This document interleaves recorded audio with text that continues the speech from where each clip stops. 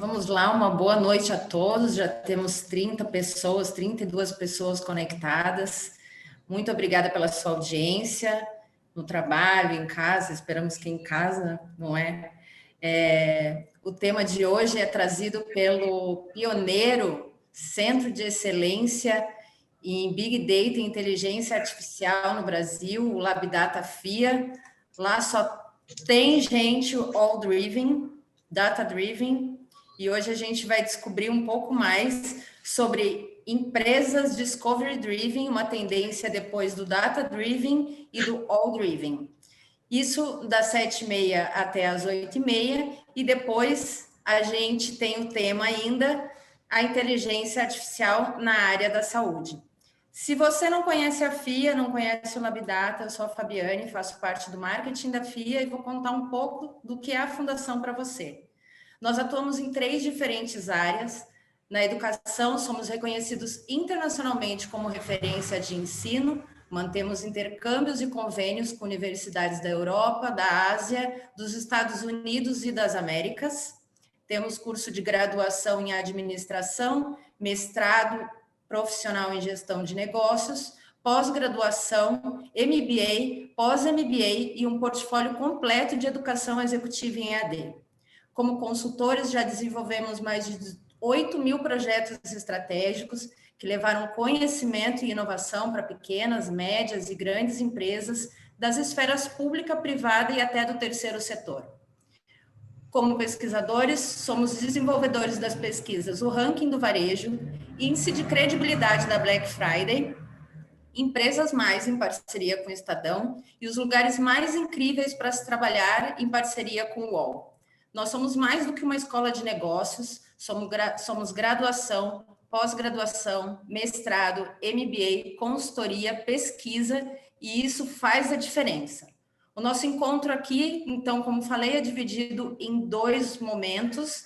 Fique à vontade para mandar suas perguntas através do seu painel de controle no campo Q&A e use o chat somente para interação. Depois desse tempo, ao final de cada bloco, eu volto para fazer a interação entre você e os palestrantes. Agora eu falei um pouco da fundação e a gente vai conhecer um pouco do LabData. Vou passar um vídeo para vocês. Criada em 1980 por professores do Departamento de Administração da USP, a FIA é hoje uma das principais e mais renomadas escolas de negócios do Brasil, estando presente em rankings nacionais e internacionais. A FIA é uma instituição com grandes projetos de consultoria, pesquisa e educação. Atualmente, ela é líder em educação executiva e a única escola brasileira entre os 55 melhores MBAs do mundo, segundo revista Financial Times. Ela é reconhecida como a graduação de melhor avaliação, notas máximas do ENADE e a única com 5 estrelas do Guia do Estudante. Possui programas de educação em várias áreas como Big Data, Analytics, Marketing, Finanças e Gestão de Pessoas. O LabData é um dos principais programas institucionais. O LabData é um laboratório de ensino, pesquisa e consultoria em análise de informações que atua como núcleo de pesquisa e aperfeiçoamento para alunos, pesquisadores e profissionais que precisam desenvolver estudos e projetos nas áreas de estatística aplicada, inteligência artificial, data mining e análise de Big Data. Conta com infraestrutura de ponta em laboratórios e recursos, softwares, como também em pesquisadores e professores altamente qualificados. Há 2 ou 3 anos eu recebi um desafio da empresa de transformar os serviços que a gente entregava para os nossos clientes em um conceito de solução informacional mais moderno do que o que a gente fazia naquele momento. A principal dificuldade que eu tinha era o meu próprio conhecimento, era o meu próprio desenvolvimento, como eu podia transformar uma área para algo que eu mal conhecia. A minha opção foi por fazer um curso de MBA em Big Data na FIA, que me ajudou demais. A FIA me proporcionou todo o know-how que eu consegui na área de Big Data. O curso me proporcionou um avanço na minha carreira excelente. Eu consegui, ao decorrer do curso, na metade do curso mais ou menos, mudar exclusivamente para a área de Big Data. Todos os profissionais que eu considero como uma referência no meu âmbito profissional, que me indicaram o curso, falaram muito bem do LabData. E ao pesquisar e comparar, dá para ver logo de cara que a FIA traz a grade mais completa, conseguir ver termos desde a estatística mais básica até o machine learning, que é algo mais avançado. Então eu consigo sair do zero, da inércia até um projeto final.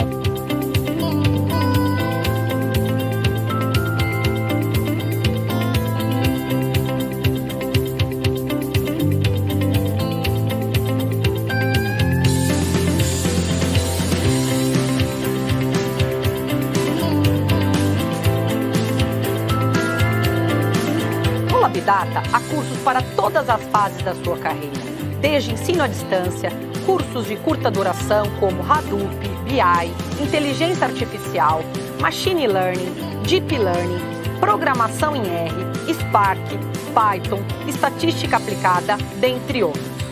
Também cursos de pós-graduação e MBA Analytics e MBA em Big Data. A FIA mantém convênios e intercâmbio com instituições no Brasil e no exterior, permitindo constante atualização de conhecimento e troca de experiência nas suas áreas de especialização. A FIA é líder em educação executiva, pioneira nos cursos de Big Data no Brasil. Depois de tudo isso que você viu, o que você está esperando? Vem para a FIA!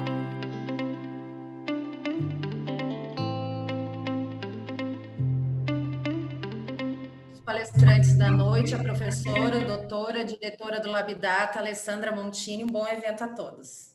Obrigada, Fabiane, obrigada, a nossa celebridade do marketing. Estou muito contente com os nossos palestrantes de hoje. Djalma, estrela cadente, top Highlander da IBM, está sempre conosco, ele é uma pessoa espetacular, ele adora LabData, sempre está comigo nos meus eventos, ajuda nas campanhas, arrecadação de tonelada de alimento, ele está presente mesmo, tá? Fazendo toda essa parte com os alunos e também ajudando a sociedade. Está conosco lá de trás. E também, super Maurício. Esse é o palestrante que estava desde o meu primeiro evento, quando o LabData era pequenininho, pessoal. Eu só tinha 15 alunos e 15 máquinas, bem pequenininho. Estava chegando o Big Data em São Paulo, chegando no Brasil, e ele acreditou, né, nessa professorinha aqui, que só tinha, assim, força de vontade de alma. Era força de vontade e nada mais. Mas a força de vontade move montanhas, né? E hoje a gente está com esse LabData aqui bonito, ó lá, uma sala de 18 metros, né, com máquinas de última geração. Estamos fazendo um trabalho bem legal. E eu estou muito feliz, agradeço os executivos por terem aberto a agenda, estar conosco com os nossos alunos. Eu estou vendo aqui, tem vários alunos conosco, Gustavo Matucci, Humberto, Schneider, dentre outros, né? Não vou ler todo mundo aqui. Obrigada por terem vindo, obrigada por prestigiar. Essa noite será incrível e tenho a certeza que vocês vão aprender muito. Então, como a Fabiane falou, e está na programação, primeiro vamos falar sobre as empresas Discovery Driven, com o Djalma, e depois disso vamos falar sobre inteligência artificial para a saúde, com o nosso colega Maurício. É tudo imperdível, pessoal, imperdível. Fiquem até o final, que eu super recomendo. Djalma, por favor, a palavra está contigo. Muito obrigada. Obrigado, professora. Não tinha como dar certo se você falou que dependia de força de vontade, a gente vê, conversar que isso não falta nunca, né? Então, tinha que dar certo fácil, né? Professora, só para saber, a gente já consegue ver minha tela? Ainda não? Peraí, compartilhar. Bom, a gente vai falar em empresas Discovery Driven, que é uma tendência, né? A gente já falou bastante de Data Driven, de AI Driven. Vamos falar um pouquinho do que é isso, do que é ser Data Driven, do que é ser AI Driven e do que é ser Discovery Driven, né? Então, é um conceito, para mim, novo, mas não é um conceito exatamente novo, mas é uma abordagem bem disruptiva, que combina bastante com esse momento que a gente está passando hoje, né? Onde a gente está vendo uma série de coisas acontecendo. Então, se a gente vai procurar de onde vem esse termo, né, Discovery Driven, eu achei algumas indicações mais antigas do que essa, mas essa foi a mais relevante que eu achei, que é um paper lá de Harvard. Está aqui o linkzinho dele. Depois eu vou passar uma série de links para vocês no último slide. Mas aqui a gente fala basicamente do que é Discovery Driven, né? Então, tem lá um planejamento orientado pela descoberta. Então, reconhece que o planejamento do empreendimento novo envolve imaginar o desconhecido. Então, como é que você faz um planejamento de algo que você não conhece. Então, eu estou fazendo um planejamento baseado numa descoberta. Então, esse é um paper legal de Harvard que explica um pouquinho da metodologia de se fazer isso e de como a gente pensa em discovery driven, né? Então, muito diferente do que a gente faz quando a gente fala com data driven ou com AI driven. Aqui a gente vai para um terreno de incertezas, né? Isso é um tema tão antigo, por que eu estou trazendo ele hoje, né? Porque quando a gente vai lá olhar um pouco dos focos da IBM, principalmente no time de research, né? A IBM tem um laboratório, uma unidade de research, inclusive tem um pedaço dessa unidade de research no Brasil, né? Aqui entre Rio e São Paulo, de vídeos profissionais, mas a gente tem research no Brasil, da IBM. Um dos focos deles é a parte de discovery driven. Então, o que a gente olha aqui, o que é característica de uma empresa, esse pretinho, e o que é uma característica das tecnologias que estão vindo, né, que habilitam esse tipo de empresa. Então, quando a gente fala lá de data driven, né, a gente está falando basicamente do BI, né, do BI antigo, de inovação liderada pelo consumidor.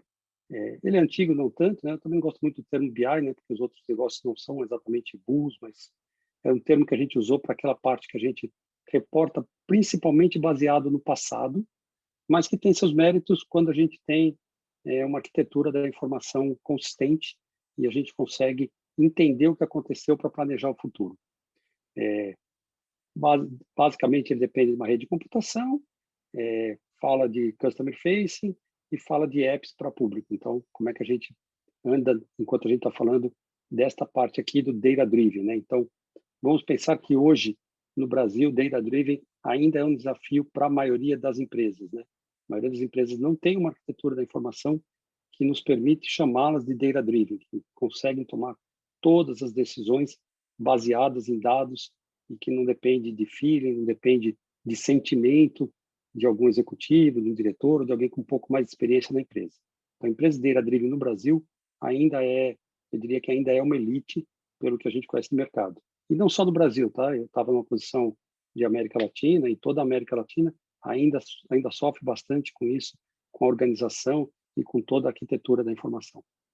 Num outro momento, a gente fala de AI driven, aí é um pouco mais novo, aí normalmente a gente está falando dessas disciplinas aqui que o LabData e a professora Alessandra trazem para a gente fala de empresas cognitivas, de empresas lideradas por inovação, então, empresas que estão buscando inovação baseada em dados, que conseguem fazer modelos preditivos, conseguem fazer automação de coisas de missão crítica e que tem o workflow, né? Então, tem todo aquele fluxo de trabalho já posicionado em cloud e a gente pode chamar esse tipo de empresa de AI-driven.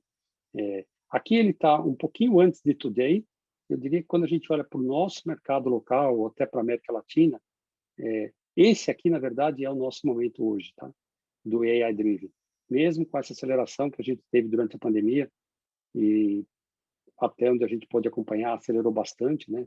As empresas investiram de verdade e mudaram de patamar. Então, a gente ainda não superou essa fase, né? Eu diria que a gente ainda tem muito investimento em governança para que a gente consiga ter AI para depois ir para um próximo passo. Mas como a gente já falou bastante de AI-driven e de data-driven, eu resolvi trazer o tema do próximo assunto. E o próximo assunto que a gente deve ter aqui no Brasil daqui a alguns anos é o tal do discovery-driven, né? Então, é um método científico em que a gente usa dados externos e internos. Quando eu falo de dados externos, eu vou falar um pouquinho mais disso para frente. Não precisa ser exatamente o dado de outra empresa, mas pode ser dados externos à minha unidade de negócio, dados externos ao meu departamento, ou seja, quando eu consigo ter esse primeiro stepzinho aqui do Data Driven, provavelmente eu tenho dados que eu posso compartilhar como dados externos, com dados que podem ser usados e que estão devidamente catalogados, explicados, com uma disponibilidade razoável para que eu possa torná-los públicos, né? Quando digo público, pode ser público para uma empresa externa ou mesmo para uma empresa interna. E aí eles dependem um pouco de tecnologia, depende desses fluxos de trabalho híbridos de mais de uma cloud. Hoje é normal a gente ver empresas com 2, 3 clouds, 4 clouds, centralizando algum comando, mas permitindo que a gente use tecnologias de mais de uma cloud simultaneamente. Então, o Discovery Driven começa a fazer novos requisitos aqui de tecnologia para que isso seja viabilizado. Principalmente quando a gente fala de dados externos, dados internos e um pouquinho do método científico. Recuando um pouquinho, né? Falando aqui do meu papel, um pouquinho aqui de como é que a gente chega até aqui, é um mantra na IBM que a gente não tem inteligência artificial sem arquitetura da informação. Então, esse there is no AI without IA, quem já viu minhas outras palestras já deve ter visto esse slide em algum momento, porque é um slide que a gente usa ele recorrente. É um mantra aqui, de que a gente sabe que a inteligência artificial, se você não tem uma arquitetura da informação sólida, ela tem um futuro razoavelmente curto, né? Ela não vai conseguir trazer tudo que você precisa e não vai te dar o valor necessário para você continuar investindo, progredir e ter isso da melhor forma. E aí esse outro statement que tem embaixo é que a gente não tem nenhum algoritmo suficientemente sofisticado para suprir a falta de informação. Ou seja, não tem algoritmo de inteligência artificial que vai funcionar sem uma arquitetura de informação que seja sólida, e que seja bem estruturada e que seja bem governada. Tá? Nessa linha é que a gente trabalha dentro da IBM, então a gente sempre fala dessa AI Ladder, né, que é uma escadinha aqui. Então, coletar os dados e tornar acessíveis, organizar esses dados, aqui a gente já tem aqueles conceitos de Data Apps, aí analisar os dados, aqui a gente tira valor, e é dele que a gente fala quando a gente fala de AI Driven. Então, aqui onde a gente tem aqueles produtos famosos da IBM, os Watson, eles estão entre aqui, e esse Infuse, onde a gente coloca essas coisas para trabalhar. Então, esse é o desenho de uma arquitetura da informação que a IBM acredita e que a gente sabe que é necessário para aquele primeiro e para o segundo passo, para o Data Driven e para o AI Driven. Esse passo aqui, para o Data Driven e para o AI Driven. Quando a gente vai para cá, para o Discovery Driven, a gente começa a falar de outros componentes, né? Então, aqui a gente começa a falar de dados externos, né? E a gente tem visto no mercado que a demanda por dados externos tem disparado. Então, dados externos, como eu falei, não são obrigatoriamente dados de outras empresas, mas pode ser dados externos da sua unidade de negócio. Então, imagina que eu tenho uma unidade de negócio que, teoricamente, não tem nada a ver com a minha unidade de negócio, mas ela fornece dados para mim para que eu consiga entender outros business da minha empresa. Então, você tem uma corporação grande, uma unidade de negócio pode acabar colaborando com a outra, desde que eu tenha esses dados devidamente estruturados e disponíveis para todo mundo. Então, esse é o início de um requisito de dados externos para que a gente possa ir para uma abordagem Discovery Driven. Quando a gente fala disso, na medida que a gente vai tendo várias fontes de dados, né, que se vai proliferando as fontes de dados, que isso continua, tem uma demanda de reutilização de soluções de dados externos, entrega repetitiva de vários pontos finais para as unidades de negócio. Então, aí a gente tem que encontrar correlação entre muitos fatores macro internos, né, e externos, né? Então, macros fatores internos e externos, modelo de previsão, então esses modelos preditivos que a gente faz aqui com a professora Alessandra, para tomar a decisão. Então, são modelos que a gente vai usando dentro de grande escala de dados e a gente vai tendo compreensão profunda de hábito, de risco de cliente, de uso de perfil de consumidores, quem são os consumidores que a gente tem que mimar, quem são os consumidores mais simples. Então, a gente consegue fazer um marketing mais eficaz, aí tem desenvolvimento de novos produtos, programas para capitalizar a mudança de mercado, e tratar a mudança de mercado, a gente cria produtos para isso.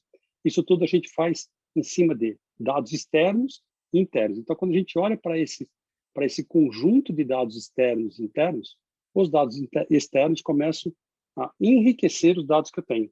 E aí a gente começa a ir para esse outro patamar de empresa. E a gente pode dizer que aqui está surgindo uma nova era de reinvenção de negócios. Então, tem alguns slides lá que são recorrentes, que a gente já viu daquelas empresas que surgiram até um pouco antes da pandemia e que a gente sabe que surgiram baseadas em Big Data, baseadas em inteligência artificial, baseadas na disponibilidade de dados, mas é uma reinvenção que, nesse momento, as organizações têm uma convergência, acho que sem precedente, que a gente nunca viu na vida, de tecnologia, de força social, de força regulatória, Então, a gente está passando por um momento de reinvenção das empresas em que tudo combina, né? E aí, inteligência artificial, blockchain, automação, IoT, Internet das coisas, né?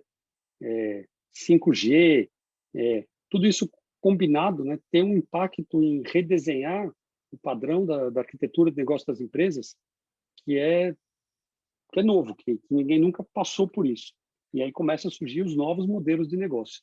E aí é onde a gente tem que se preparar em como a gente cria um modelo de negócio novo, né? Criar um modelo de negócio novo significa que eu tenho que ter um formato para fazer isso, que é um pouquinho diferente do que eu fazia.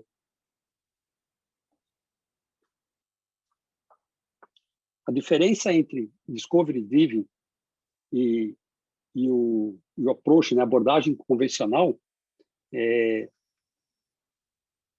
gritante, né? Então, assim, num planejamento estratégico convencional, como é que a gente sabe se meu plano deu certo ou não deu certo, né? Eu fiz um planejamento e sei que ele deu certo.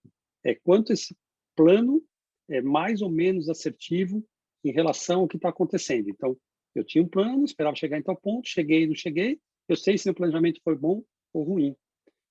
Esse plano convencional não faz muito sentido no ambiente de total incerteza.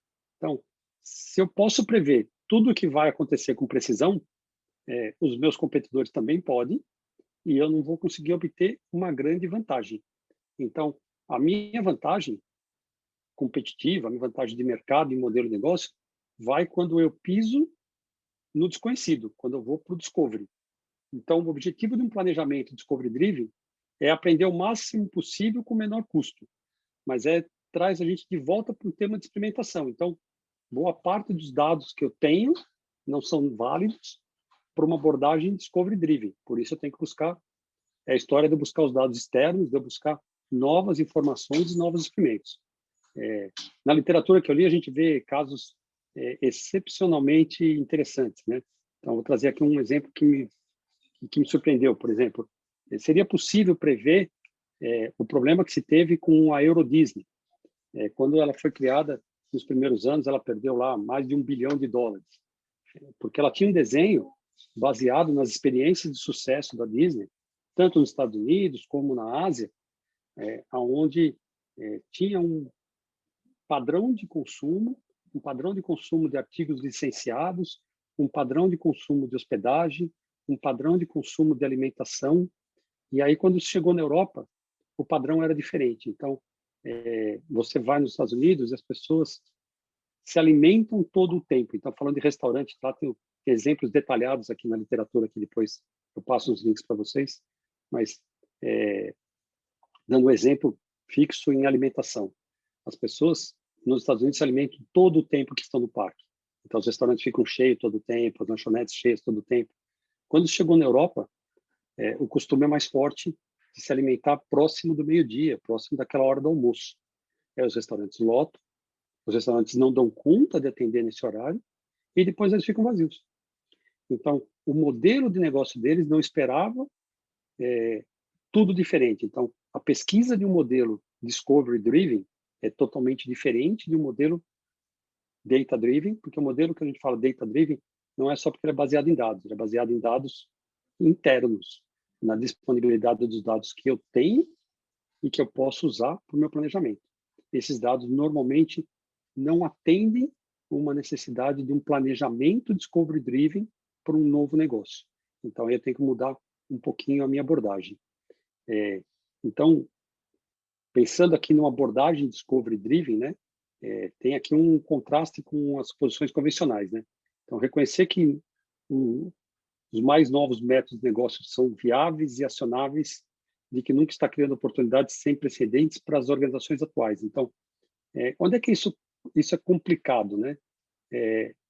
Ao contrário das estratégias convencionais que enfatizam análise, estratégias que visam descobrir e explorar novos modelos devem envolver experimentos e aprendizagem significativa, ou seja, eu não consigo ficar só me baseando no passado, aquele modelo preditivo onde eu vejo a correlação e eu vejo a tendência e vou para frente. Eu vou ter que trazer uma abordagem orientada à descoberta, não só uma abordagem analítica. Então, o Discovery Driven é um pouco diferente do que a gente fala do Data Driven, principalmente quando o Data Driven é baseado no dado interno. Então, falando um pouquinho de dado externo, né? Como é que a gente vê isso? É óbvio que se eu pego os dados da minha empresa e eu tenho eles dentro de uma arquitetura de informação bem estruturada, isso tem um valor enorme e a gente tem visto isso no mercado. A gente tem visto o quanto as empresas conseguem extrair de valor e o quanto isso traz de retorno, né? Da mesma forma, dados externos também têm valor quando estão sozinhos, né? Então, e aí a gente pode pegar várias empresas que vendem dados, né? E a gente não precisa ir longe, só pegar as mais comuns, por exemplo, um Serasa, um Boa Vista Serviços, ou a própria IBM. A IBM vende dados da Weather Channel. Para quem não sabe, a Weather é uma empresa da IBM e ela vende dados de clima, né? Então, vende previsão de tempo, vende uma série de dados de clima. Esses dados, por si só, têm muito valor quando colocados dentro da indústria. Quando eu posso pegar esses dados que eu tenho, dados externos, e aí eu posso falar de dado tanto de clima, dado de desemprego, dado de variação cambial, dados de mercado, e combino esses dados com os meus dados externos, aí eu consigo tirar um valor muito maior.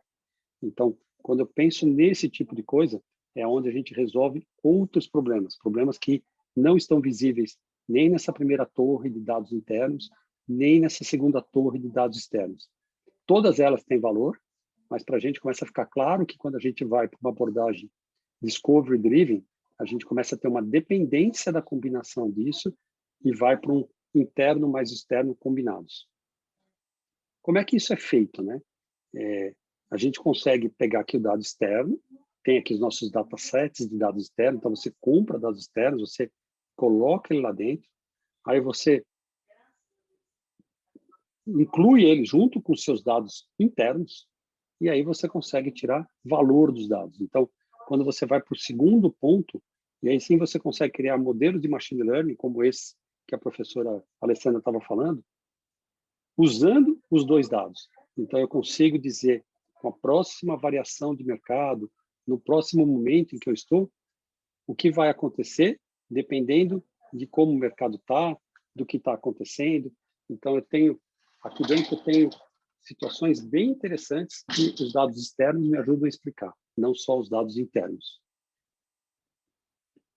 Como seria, então, uma abordagem disso, né? Vamos pensar aqui pensando numa estratégia, né? Como é que a gente faria um pensamento estratégico sendo direcionado por descobertas, né? Por discovery, né?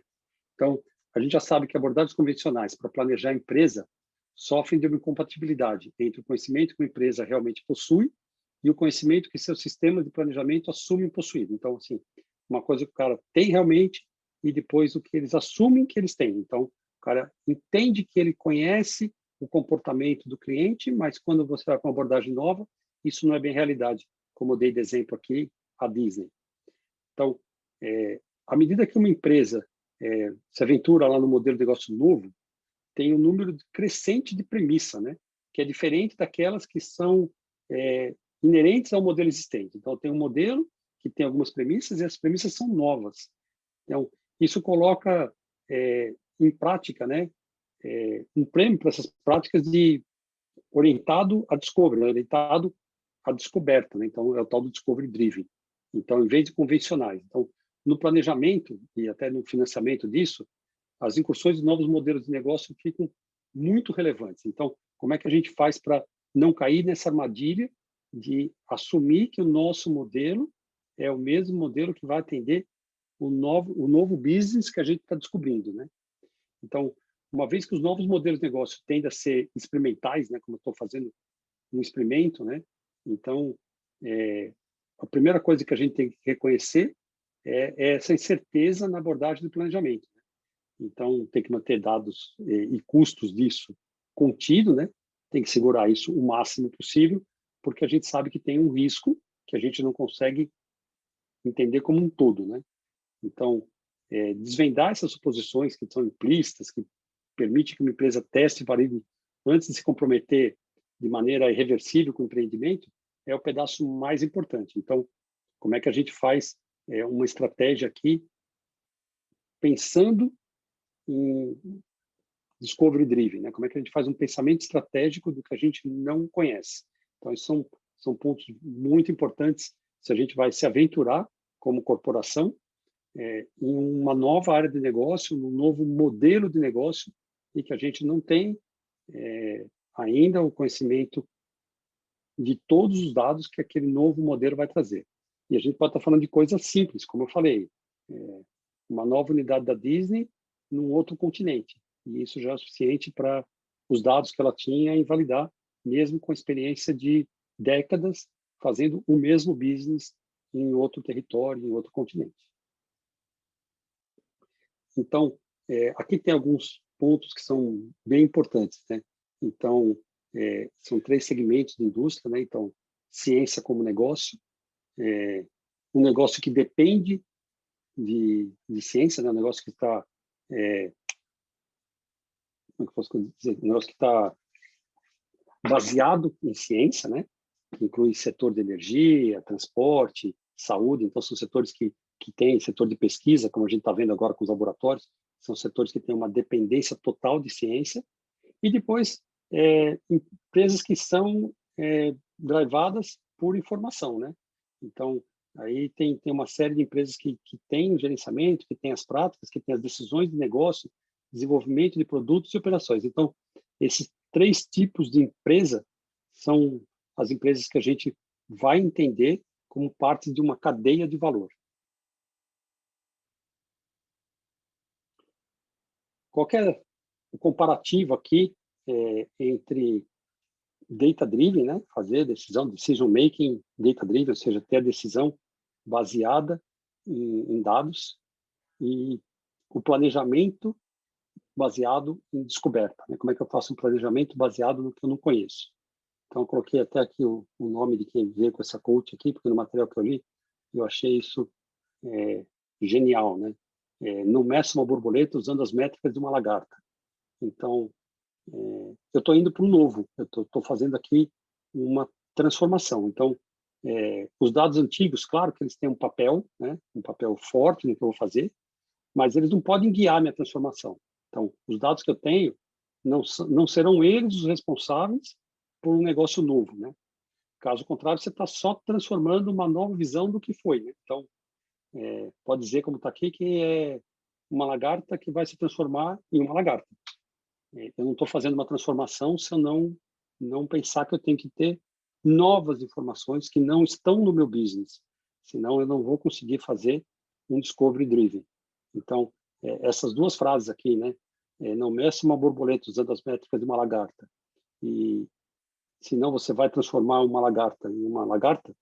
Para mim, são fundamentais para a gente colocar esse conceito de transformação e de por que eu preciso de outros dados, né? Isso, para mim, é o que referenda um modelo de discovery driven, né?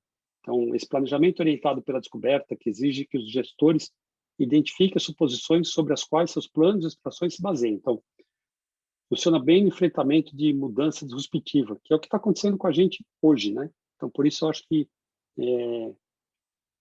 esse é o momento em que essa abordagem discovery driven realmente ganha relevância no mercado, porque mesmo que a empresa não esteja se aventurando num modelo novo, um modelo novo alcançou essas empresas. Então, a gente vê isso no comércio, a gente vê isso nos restaurantes, a gente vê isso na programação de televisão.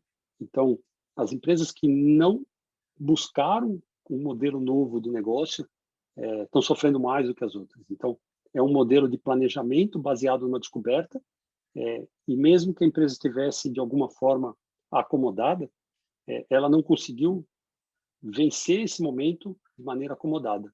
Então, a gente tem que realmente procurar novos modelos e entender que os novos modelos precisam de dados que estão além dos dados que eu tenho para direcionar o meu negócio atual. Então, o que ele pode dizer? Que a gente não pode confiar nos dados atuais, né, que os métodos atuais e as mentalidades atuais para construir algo que ainda não existe. Então, assim, se eu quero construir algo que não existe, eu não posso pegar os dados que eu tenho que pensar nos dados do novo negócio. Então, se eu tiver dados externos, como eu falei lá no começo, eles vão me apoiar. Se eu não tiver dado externo, eu vou correr um risco e vou tentar, como eu falei ali um dos passos, minimizar o meu risco e fazer isso com muita cautela. Se eu tiver esses dados externos, tanto melhor, vou ser um pouco mais feliz. Conceitualmente, isso era um pouco do que eu queria passar em termos de data-driven e de discovery-driven, né? Eu acho que esse slide resume bem o conceito das duas coisas, né? Falando um pouquinho mais do que isso representa em termos de tecnologia, de como a gente anda nessa linha, né? Já que, trazendo aqui um pouco do discurso do patrocinador, né? Trabalho na IBM, a gente olha isso sempre de uma perspectiva de tecnologia e não só de uma perspectiva de invenção e de modelo de negócio de empresas. O conceito que eu trouxe é um conceito mais amplo, né? Fala de tecnologia e de um modelo de negócios, mas aqui a gente vai dar uma visão um pouquinho mais de tecnologia, que é um pouco mais a minha praia, né? Então, essa próxima era de reinvenção dos negócios surge com plataforma, né? Então, a plataforma está no coração das empresas e a gente vê isso muito claro, né? Então, até a década passada, e no caso do Brasil ainda fala aqui de uma jornada digital, mas a próxima era é a jornada cognitiva, que é impulsionada por essas tecnologias que a gente já falou um pouquinho, né? IoT, 5G, blockchain, inteligência artificial. Então, são tecnologias disruptivas que trazem para a gente para uma jornada nova. Essas capacidades aplicadas em escala, né, aumentam o resultado das empresas a partir do coração, ali, do core delas, né? Então, esse é o ponto que a gente começa a falar aqui, um pouquinho mais de tecnologia e de como isso acontece em termos de plataforma, né? Então, pensa aqui que a gente tem o que a gente chama de outside in, né, o que vem de fora para dentro, e inside out, o que a gente põe para fora, né? Então, a mudança das expectativas dos clientes, a interconectividade, que a gente chama aqui de pervasiva, ou seja, a interconectividade total, né? Tá em todos os lugares, tudo está conectado. E o que a gente coloca de dentro para fora. Então, a tecnologia exponencial, como como eu acabei de falar, todas as tecnologias novas, um pedaço que a gente bate bastante, que são os workflows inteligentes, ou seja, esses fluxos de trabalho, né? Todos os passos de um fluxo de trabalho com algum nível de automação e de inteligência embutido dentro desse fluxo, e dados não tocados. Então, aqui a gente tem as duas forças batendo dentro de uma plataforma de negócio, criando aqui essa nova era de reinvenção dos negócios. E não é difícil qualquer um se pensar mais do que 2 minutos, vai ver modelos de negócio sendo reinventados ou por empresas entrantes, empresas novas, ou por empresas que já estão estabelecidas. E eu falo em algum momento lá na frente, né? As empresas novas têm algumas vantagens por não ter legado, por essa coisa mais fácil de andar aqui. Então, imagina essa empresa mais nova, essa empresa que a gente pode chamar aqui de empresa cognitiva, como composta de várias plataformas de negócio, né? Então, algumas podem ter nascido em um formato discovery-driven, um ou mais deles atua numa plataforma principal, que seria esse core, então, criando aqui uma situação, uma diferenciação, né? Servindo como instância da estratégia da organização. As organizações também vão aproveitar essa plataforma secundária ou de suporte, por exemplo, para o processo de decisão e processo de back-office, né? Então, o pacote de tecnologia pode ser usado para várias parcerias com outros players do setor, com terceiros, ou com outras unidades de negócio, né? Então, eu sempre gosto de enfatizar que, às vezes, a gente está falando de um business novo, mas está falando de business novo dentro de uma corporação grande, isso é bem comum, né? Então, aqui a gente tem várias plataformas e como elas podem interagir, né? Então, a gente tem indústria vai para cross-indústria, e aqui a gente vai criando aqui plataformas de negócio para estratégias internas, para habilitar outras coisas. Então, essas plataformas vão criando a possibilidade de a gente conversar cross-indústria. Como é que isso funciona quando a gente está falando desse workflow inteligente, né? O que é isso, né? Então, nessa nova era, pode dizer que as empresas combinam ideias e recursos de fora para dentro, assim como de dentro para fora, que é o que a gente falou lá para dentro, lá atrás, né? É o tal do outside in ou inside out, né? Então, a gente consegue combinar ideias, recursos que vêm de dentro para fora e de fora para dentro, né? E aqui a gente pode pegar aqui dados únicos e proprietários que eu coloco lá dentro desse workflow, mas eu tenho dados que vêm de fora e que me permitem ter o tal do Discovery Driven, né? Eu tenho uma aplicação exponencial de tecnologia, né? E aqui eu tenho alguns pontos que são importantes, né? Então, experiência profunda, esse fluxo de trabalho diferenciado, então eu tenho aqui um workflow diferenciado, eu começo a brincar com isso. Aplicação de tecnologia, então quando eu falo de tecnologias exponenciais, são essas que estão aqui escritas, né? Blockchain, 5G, IoT, automação, AI. Dados proprietários exclusivos, que são esses que eu coloquei aqui dentro. Então, quando a gente mostrou aquele desenho lá atrás, o dado proprietário mais o dado externo é quem traz o meu resultado. Então, o dado exclusivo pode ser uma combinação de dado externo com dado externo. Então, quando eu misturar esses dois dados, aí sim eu tenho um dado que só eu, na minha empresa, consigo ter, e aí eu consigo criar alguns diferenciais. O poder de escalabilidade da minha empresa, o poder de penetração, quais são os canais que eu tenho e como é que isso acontece na minha empresa, e a credibilidade que eu tenho. Então, quando a gente olha isso, né, a gente tem alguns critérios para criar uma plataforma de negócio vencedora, quando a gente fala principalmente aqui de perspectiva de tecnologia, né? Quando a gente olha aqui esse nível, podemos chamar aqui de nível de cognição, né? É óbvio que quando as empresas crescem, a capacidade dela em inteligência artificial e em outras tecnologias exponenciais que a gente acabou de falar, 5G, blockchain, IoT, automação, isso vai impactar a inteligência embarcada nos workflows. Então, quanto mais eu me aprofundo em cada uma dessas tecnologias, mais, vamos dizer assim, mais esperto fica o meu workflow. Melhor eu consigo fazer isso. E aqui a gente consegue ver um nível de maturidade que ainda é bem básico, mas que a gente consegue entender o que vai subindo, né? Então, a gente tem um agente interno aqui, de um assistente, até você ter aqui uma detecção de fraude, um risco cognitivo. Então, eu consigo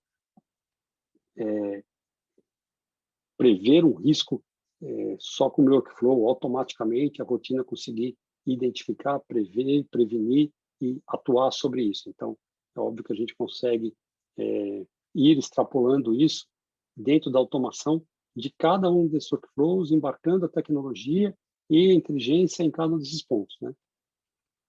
Aí tem uma coisa além de tecnologia que é muito importante, né? Que é a parceria entre humano e tecnologia, né? Então, uma empresa não pode perder nessa jornada discovery driven, ou numa jornada cognitiva, ou numa jornada de AI driven, a parceria com o humano, né? Então, esse é o momento que você tem que estabelecer um norte, né? Dar um propósito para a organização. E aqui, quando eu falo de propósito, não é aquela coisa piegas, né? Um propósito, uma ONG, não. Um propósito pode estar dentro de uma empresa lucrativa e faz todo sentido, mas ter o propósito ajuda como um elo de trazer as pessoas e o que você quer dentro da sua empresa. Então, não há nenhum problema em uma empresa ser altamente lucrativa, mas ela tem um propósito. Então, a gente vê, vamos falar aqui, usando aqui de novo a professora Alessandra, não tem nenhum problema em o Labdata dar muito lucro, mas ela tem um propósito de educar. É óbvio que traz uma satisfação para todos quando vê um profissional que estudou lá ter sucesso no mercado, fazer um movimento disruptivo, criar uma coisa nova baseado no conhecimento que ele ganhou lá. Então, ela tem um propósito de disseminar uma cultura, de disseminar uma tecnologia.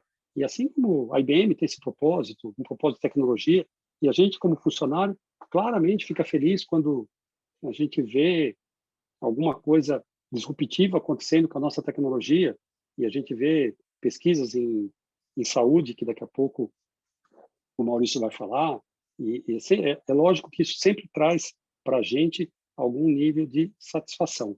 Então, ter um propósito e ele ser claro é muito importante. Então, mais do que nunca, as organizações estão alinhando seus propósitos à necessidade da sociedade. Tem um objetivo além do lucro, que reúne os clientes, parceiros e funcionários. Então, a gente sabe que dá lucro, não tem nenhum problema nisso, mas tem um objetivo maior. Então, nas plataformas de negócio, a criação de mercado, clientes podem aplicar seus valores às compras. Isso significa que o cara tem valores, tem coisas que ele está vendo ali dentro que fazem sentido para ele, né? As marcas reconhecem que precisam defender algo que deve ser genuína, quer dizer, não pode ser só uma campanha de marketing. Tem que ser algo que as pessoas que estão envolvidas acreditem, né? Então, tem um estudo recente lá do IBV, né, que é o Instituto da IBM de pesquisa, que apenas 1/3 dos funcionários reconheceu a visão da marca como núcleo do DNA da empresa, né? É um nível de desconexão absurdo, que reflete, em parte, um pouco da falha de comunicação, falta de clareza na visão da organização, ou até, em alguns casos, a falta de propósito mesmo, né? Então, é importante esse ponto para a gente ter conexão com o humano, porque, no fundo, é ele quem vai fazer essa coisa girar. Então, aqui é o ponto onde a gente vê que são parceiros, né? Para que humanos sejam parceiros, em vez de interagir com a tecnologia, fatores de design como, sei lá, até interface com o usuário lá, ferramenta do ambiente, preciso casar com fatores mais suaves, com empatia, comportamento, contar história, colaboração radical. Design de call center, por exemplo, pode ter que implantar AI para detectar o tom dos chamadores e colocar na rota certa. Pode influir um toque pessoal perguntando para o cara se ele quer falar com o último agente. Então, tem coisas que a gente pode trazer para o pessoal e que a tecnologia pode nos ajudar a transformar esse relacionamento mais pessoal. Então, mesmo quando a gente fala de um call center que está lá automatizando as chamadas, a gente consegue entender o tom e colocar para o chamador certo e saber quem foi o último e colocar para aquele mesmo cara, se ele quer continuar ou não, ver se você está com uma experiência funcionário bem projetada, gera confiança entre cliente, um com os outros. Então, é muito importante isso, né? Aqui a gente fala um pouquinho do que acontece com a tecnologia Agile, quando a gente não tem propósito, né? Então, óbvio que com propósito a gente consegue ter resultados muito importantes com a tecnologia Agile. Quando a gente não tem, isso começa a ficar disperso e a gente vê as pessoas comemorando mais o número de equipe Agile do que o impacto, né? Então, é muito mais quanto eu tenho de pessoas fazendo lá projetos dentro da tecnologia Agile do que o impacto real que isso está trazendo para o meu business. Aqui, como último slide, né? Finalizando um pouquinho isso aqui, como é que a gente inicia uma jornada, né? Um empreendimento novo, ou mesmo a transformação de um legado, né? A transformação do legado não é simples, né? Tem um amigo meu que dizia que Deus só fez o mundo em 7 dias porque não tinha legado. Não precisava consertar nada, nenhuma estratégia de convivência, não precisa trocar o pneu com o carro andando, nada disso. Então, como é que a gente começa uma jornada nova para fazer tudo que a gente precisa, considerando a empresa que a gente existe e considerando, pode ser um negócio novo também. Então, praticamente todas as organizações estão se esforçando para embarcar nessa próxima onda de transformação. Até porque a onda de transformação atropelou quem estava parado, né? Então, tem que estabelecer estratégia digital, elas estão nomeando CTO, né? Chefe de Transformation, né? CDO, chefe de Digital Officers. Então, a gente está vendo essa transformação acontecer no dia a dia, né? Os líderes ainda têm dificuldade para engajar as organizações e a gerência intermediária, né? Então, é difícil você trazer essa gerência intermediária e conseguir engajá-la dentro disso tudo, né? Então, o que eu posso dizer é que não existe uma resposta correta para resolver todos os nossos desafios de transformação. Nesse contexto atual, não tem bala de prata, né? Pensar numa abordagem discovery-driven, como essa que eu apresentei, é uma ferramenta adicional na caixa de ferramenta, né? Então, não é a bala de prata, não é a solução de tudo, mas é uma ferramenta adicional que está disponível. Eu acredito que hoje em dia pensar fora da caixa está fora de moda, né? Não tem mais aquilo, pense fora da caixa, né? No momento que a gente vive, tem que esquecer a caixa e focar no objetivo, né? Então, o Discovery Driven é mais ou menos isso. Não adianta você pensar fora da caixa, porque ela está ali te dando um guide. Esquece a caixa e resolve o seu problema. Então, basicamente, esse é é a linha que eu queria passar para vocês aqui. Eu coloquei aqui uma série de material de apoio, que eu vou ver depois se eu consigo passar aqui no chat para vocês pegarem. Tem muito material falando de Discovery Driven. Isso aqui dá assunto, eu acho, para uma disciplina inteira aí da professora Alessandra, de como a gente ter essa abordagem e até onde isso pode nos levar. Então, basicamente era isso que eu tinha para falar para vocês. Obrigado, professora Alessandra. Obrigado aí, pessoal que está me ouvindo. Eu vou tentar passar para vocês esses links para vocês poderem pegar aqui no chat, ver se é possível. Excelente, excelente, excelente, excelente. Muito bom. Agora vamos passar para a Fabiane, vamos ver se tem perguntas. Fabi? Não temos perguntas, professora, só um participante que não deixou o nome, não entendeu uma das analogias. O que é bala de prata, ele não entendeu a analogia. Eu quero dizer que não tem uma solução que resolve tudo, né? A gente não tem uma solução que vai nos dar a solução para todos os problemas. Na verdade, é um conjunto, é uma abordagem. Isso não é uma solução fechada. É um modelo de negócio, é um modelo de abordagem novo e que as pessoas têm que entender ele como uma ferramenta nova, algo que eu posso usar, algo que eu tenho que tomar cuidado, algo para me prestar atenção, mas que é óbvio que não basta falar, peguei essa abordagem, não tenho mais problema. Não é bem assim. Infelizmente, não é bem assim. Perfeito. Muito bom. Mais alguma pergunta, pessoal? O pessoal está perguntando, Djalma, se você pretende disponibilizar. Se você não pretender, também não tem problema, tá? Sim, eu posso disponibilizar, sim. Eu acho que mais do que isso, eu queria ver se eu disponibilizava. Eu vou ver depois se eu consigo ver aqui com a Fabiane, se eu consigo disponibilizar esses links que estavam no último slide. Eles têm muito material que realmente não daria para passar tudo por aqui. Consegue sim, professor. Amanhã eu encaminho um e-mail para todos eles. Então, tá bom. Muito obrigada. Então, tá bom. Sem mais perguntas, agora vamos falar sobre inteligência artificial na área da saúde. Vamos lá. Professor Maurício. Obrigado, Alessandra. Obrigado aos participantes, ao Djalma pela bela apresentação. Deixa eu só compartilhar minha tela aqui. Gostaria que você me confirmasse assim que estiver aparecendo para você. Compartilhou. Uhum. Legal. Bom, primeiro, agradecer de novo e contextualizar, acho que muito do que todo mundo já sabe. A área da saúde é um tema super crítico agora por conta de tudo que a gente tem vivido. Acho que todas as empresas, as pessoas têm passado por situações super delicadas, né? E não é diferente no Google em específico. E eu já há algum tempo tenho trabalhado mais direcionado para a área da saúde, que a gente chama de Healthcare Life Science.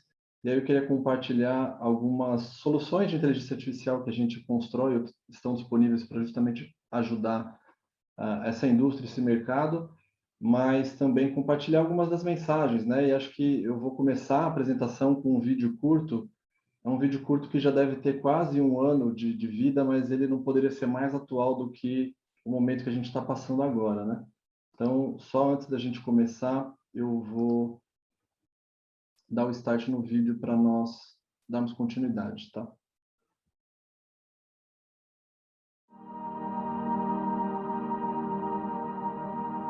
As pessoas vão mudar. Eu espero que a gente renove a confiança na ciência e a gente vai ter que tomar precauções e manter todo mundo bem. Terminei 24 horas de plantão agora e tô indo para mais 48 horas de plantão. Mas assim, eu tô fazendo isso porque é meu dever. Se você puder ficar em casa, fique. Cuidem de vocês, cuidem dos velhinhos de vocês, das pessoas frágeis. Mamãe, você não tá entendendo. Fique em casa por nós.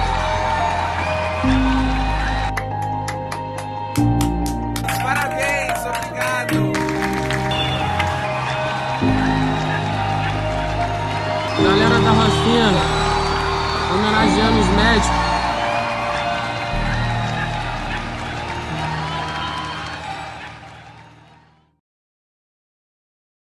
Eu estava dizendo, na verdade, que, aproveitando muito do que o Djalma comentou, as empresas todas e as pessoas elas estão se mobilizando para tentar auxiliar com como a tecnologia pode encurtar, as pessoas podem ajudar, a área da saúde pode ajudar as pessoas a terem melhores assistências, a terem condições psicológicas e emocionais de lidarem com essa situação complexa que a gente está passando, né? Então, esse vídeo, na verdade, é mais uma das campanhas que o Google acaba construindo, onde a gente tem um monte de suporte tecnológico e até de dicas onde você pode trabalhar de uma melhor maneira em casa ou estratégias que você possa utilizar para justamente ter essa estabilidade no dia a dia, né? O que, de fato, eu quero compartilhar com vocês é, primeiro, contextualizar o que aconteceu nesse movimento, o que tem acontecido, né? Nesse último ano e meio e ainda nos próximos meses que virão. E a primeira coisa é como isso tem mudado a dinâmica tanto da área médica, mas a dinâmica da saúde das pessoas, a dinâmica do nosso modelo de viver, né? E aí, naturalmente, o Google, como nasceu como uma empresa de dados e continua sendo uma empresa muito na onda do que o próprio Djalma comentou, data-driven, né? A gente sempre utiliza dessas informações para tomar, para analisar, para fazer qualquer movimento. E o Covid, naturalmente, causou essa mudança muito intensa sobre a forma de lidar com os pacientes, a maneira como você faz a sua terapia, a maneira como você faz as suas reuniões, a produtividade no dia a dia, até exercícios online, yoga, meditação, muita coisa acaba acontecendo agora online. Isso tem uma mudança muito intensa sobre a forma de lidar com isso no dia a dia, né? E aí eu queria compartilhar sobre 3 principais pilares, o como que a gente tem ajudado, né? O Google também acaba sendo um índice da internet sobre como buscar informações. Então, a gente fez várias parcerias com instituições médicas, hospitais e pesquisas para justamente auxiliar as pessoas a terem informação mais rápida. Então, seja no Waze, seja no YouTube, seja no próprio Google, a hora que você pesquisa alguma informação correlacionada a isso, a gente tem a tendência de poder levar a informação mais confiável e mais direta dentro daquilo que você tem procurado, né? Além disso, o apoio ao setor de assistência médica, né? Que é justamente as pessoas que têm que trabalhar, então, desde uma ferramenta para te auxiliar a fazer esse atendimento remoto, mas também construir algoritmos e tecnologias que possam simplificar ou garantir maior produtividade, porque você deve imaginar que a quantidade de médicos ela é completamente finita. A gente tem visto isso no dia a dia. Então, como que a tecnologia pode auxiliar justamente nessa camada de aportar a tecnologia a ser mais produtivo e garantir maior efetividade sobre tudo isso? E ajudando a esses clientes a construir essa base sólida para o futuro.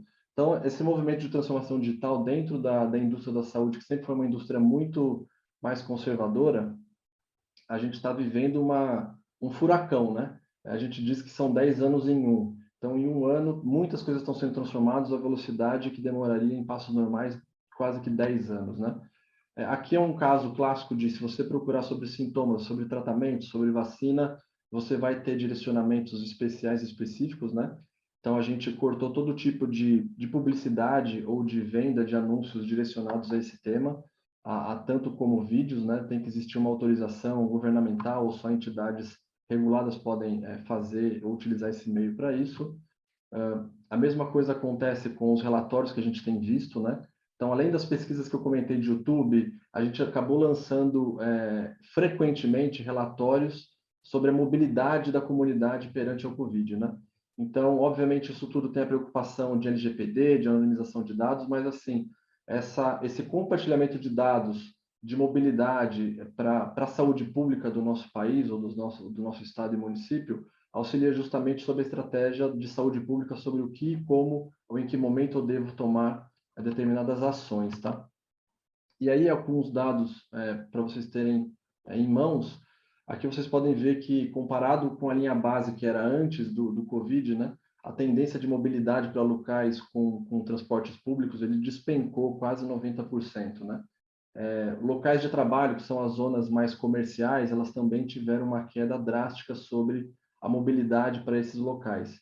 E na tendência reversa, aumentou muito a mobilidade sobre as áreas mais residenciais, justamente porque as pessoas ficaram mais em casa, começaram a consumir do seu comércio menor ou próximo dos seus bairros.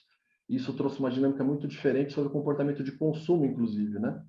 Então, esses são dados interessantes para vocês terem um pouco de ideia de contexto do que aconteceu na mudança de comportamento a partir do momento que a gente começou a ser direcionado para ficar em casa, porque esse é um tema super delicado.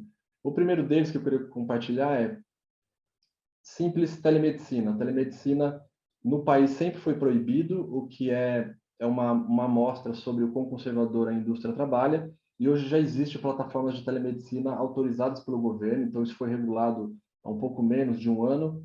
O governo fez uma portaria e possibilitou que isso fosse viável, né? Agora é autorizado, não é mais proibido. Então, você, ao conforto da tua casa, no sofá de casa, você pode se consultar com um médico, um clínico geral, um especialista, e isso te traz muito mais produtividade e conforto para você não ter que se mobilizar, mas também para o médico. E dentro do contexto que a gente vive, isso ajuda muito o controle da epidemia, né? Da pandemia. Porque ao momento que você se mobiliza, isso tende a causar um número de infecções cada vez maior, ou você coloca a você mesmo sob risco, tá? E aí, algumas coisas que foram construídas, aí é onde a gente começa a entrar em soluções de inteligência artificial que ajudam a restabelecer um novo normal, ajudam a atacar essas dificuldades que a gente tem encontrado. A gente tem uma solução que chama Contact Center AI e a gente construiu um bot que a gente chamou de Rapid Response Virtual Agent, que nada mais é do que ele trabalha com processamento de linguagem natural, ele trabalha com a inteligência artificial de imagem, de texto, de voz, justamente para conseguir entender o que está acontecendo. Porque imagina esse turbilhão de pessoas que estão passando por dúvidas, principalmente no começo da pandemia, o que eles iam falar, para quem eles iam falar, e não existe call center capaz de receber tamanho e volume de chamadas. Então, como todo modelo de startup é um negócio mais ágil, você tem que construir uma solução escalável e inteligente para isso. Então, foi feita uma solução específica para essa área, onde você poderia entender o que estava sendo dito ou conversado e fazer um encaminhamento dessas chamadas com capacidade cognitiva, justamente para conseguir direcionar e atender um maior volume de pessoas. Tá? Isso foi adotado por redes de hospitais, foi adotado por planos de saúde e ao redor do mundo. Tá? Isso não é só dentro do Brasil.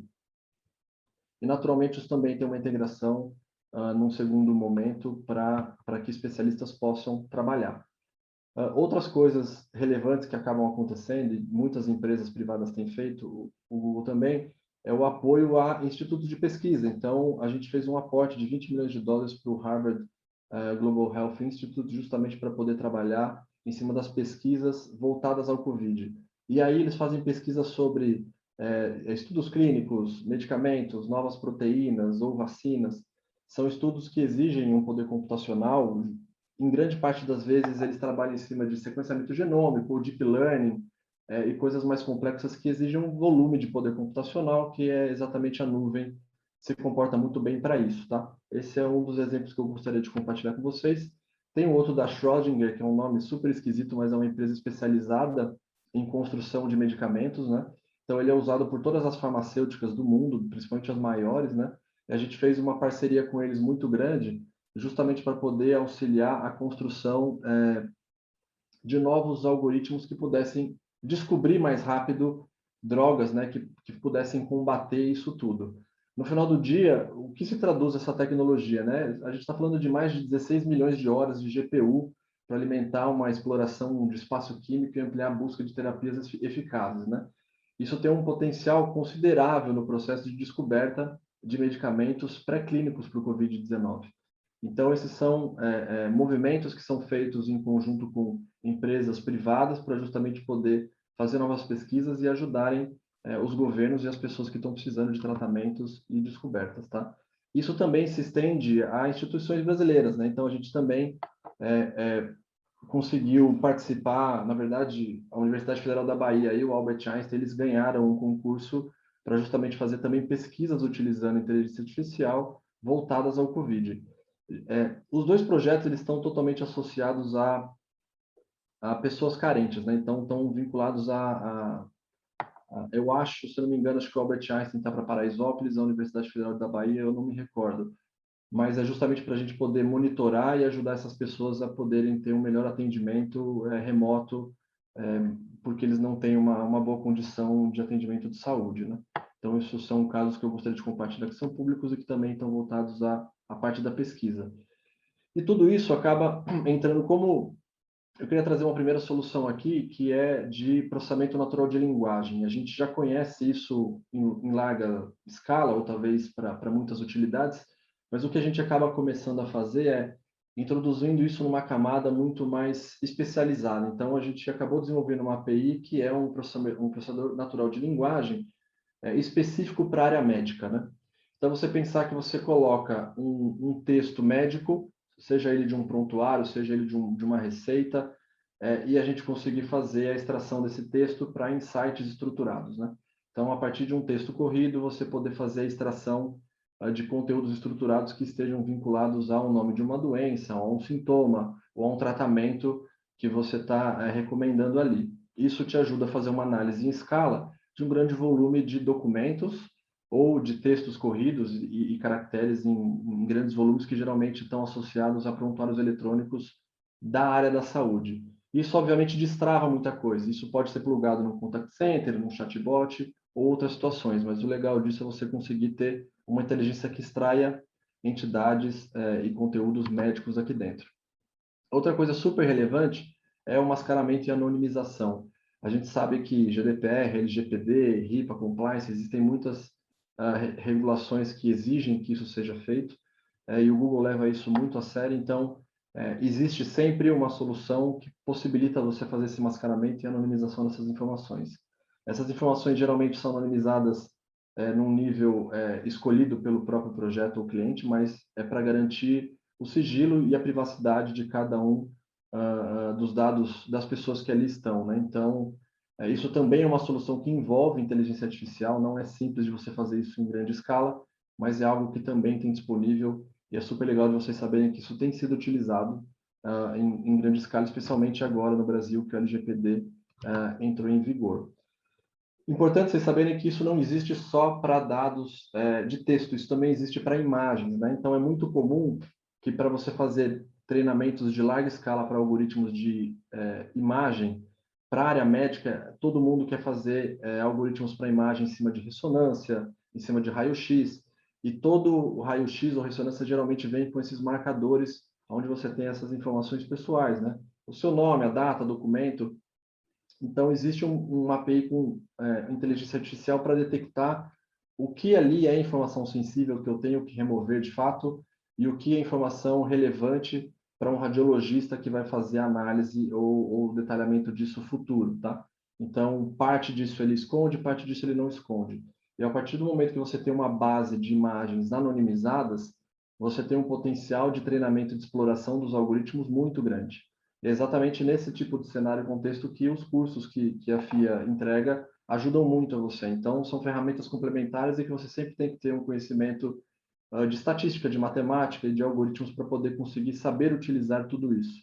Mas esse tem sido um recurso muito buscado por nós aqui. Um outro dado super curioso aqui, a gente tem uma API específica para sequenciamento genômico. É uma coisa muito específica, mas a gente tem visto que isso tende a ser o futuro, né? Para quem não está familiarizado com o tema, sequenciamento genômico é algo que há uns 20 anos custou $1 bilhão para a gente fazer o primeiro sequenciamento genômico completo de um ser humano, e hoje a gente já chega numa escala de milhares de dólares para poder fazer isso. Então, o custo derrubou drasticamente, e aí você faz a coleta biológica, geralmente do ser humano, né? Que é aquele cotonetezinho que você coleta um pouco de saliva, coloca isso no sequenciador e depois você transforma isso nas famosas 3,4 bilhões de letras ACTG que caracterizam o ser humano de forma única, né? Então, existe uma API também que faz isso de uma forma muito simplificada, a baixo custo, para garantir que você faça estudos clínicos, análises genômicas e justamente consiga trabalhar também com predisposições de proteínas ou de sequências genéticas que podem trazer um risco, né? Um dos casos famosos é da Angelina Jolie, que fez o seu sequenciamento genômico e descobriu que ela tem um gene que gera predisposição a câncer de mama. Então, antes dela ter qualquer sintoma, ela já preferiu remover toda a mama, porque isso, na análise de risco, fazia muito mais sentido para o caso dela em específico, tá?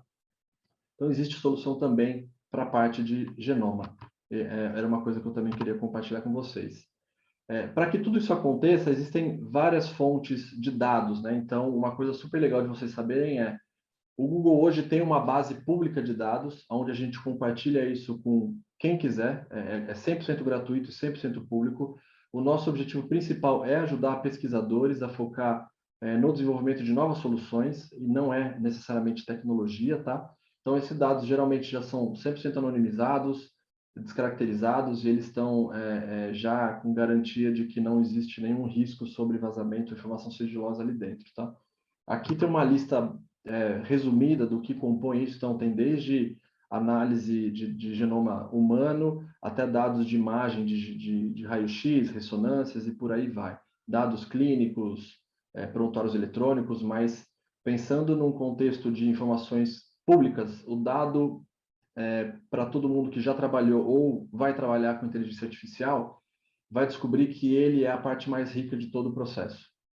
Se você tem um bom dado, você tem um grande potencial de construir um modelo e um algoritmo de alta qualidade. Você tem que ter um volume de dado, mas não só um volume, mas também a variedade desse dado. E a partir disso você pode começar a construir algoritmos de alta qualidade, de alto nível de acuracidade, né? Pulando agora um pouquinho para outro cenário, a gente tem uma necessidade muito grande, uma delas, né, que é a oncologia. A oncologia é uma situação super específica, a gente infelizmente ainda perde um volume de vidas muito grande todos os anos por conta do câncer, que é uma doença complexa ainda de se lidar, de trabalhar. E uma das coisas mais complexas é a detecção precoce do câncer, né? Então, uma das soluções que a gente também tem ajudado muito é a construção de algoritmos de computer vision, que a gente chama, que é uma classificação, um subsegmento dentro de AI, para, através de imagens, você conseguir fazer a identificação de comportamentos onde aquilo possam caracterizar uma espécie, um tipo de câncer ou uma tendência dele, um tumor. A ideia sempre é você pensar que a tecnologia ou a inteligência artificial, no ponto de vista do Google, a gente olha que isso jamais vai substituir a profissão de um médico ou de um profissional da saúde. A ideia é que sempre você possa potencializar o que ele já faz, ele fazer mais, com mais assertividade e com melhor nível de atendimento, tá? Essa acaba sendo a ideia, você trazer ferramentas que potencialize a maneira como ele trabalha hoje. E uma coisa que eu queria compartilhar com vocês é algo novo, não é voltado para a área da saúde, mas aqui eu vou usar um caso de saúde para poder explicar isso para vocês. Existe uma matéria nova que saiu recentemente, há poucos meses, na academia, que a gente está chamando de Explainable AI, né? Que é quase que explicando a inteligência artificial. Uma das coisas complexas que existe, uma vez que você treina um algoritmo, ele tem uma rede muito complexa, principalmente quando a gente fala de deep learning, de vários nós intercalados e pesos distintos, né? E ele te dá, nesse caso, ele está te mostrando uma possível lesão. E você não sabe exatamente que caminho ele usou, ou por que ele está dizendo que ali tem uma lesão. Geralmente ele te fala, essa imagem, ele faz uma classificação, ele fala, essa imagem tem 72% de chance de ter uma lesão. Mas você fala, por quê? O que você viu? Aonde você tomou essa decisão? Então, por conta da aleatoriedade ou da complexidade que são os diversos cálculos para você construir e treinar um modelo, muitas vezes você não consegue identificar a origem disso tudo, né?